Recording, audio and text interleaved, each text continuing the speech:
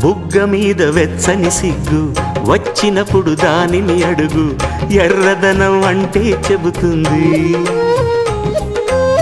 పెదవి కొమ్మ పూసిన పువ్వు అందమైన నీ చిరునవ్వు, తెల్ల రంగు అట్టా ఉంటుంది. నీలో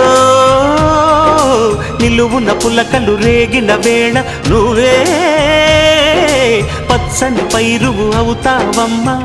దిగులు రంగే నలుపు అనుకో, ప్రేమ పొంగే పసుపు అనుకో.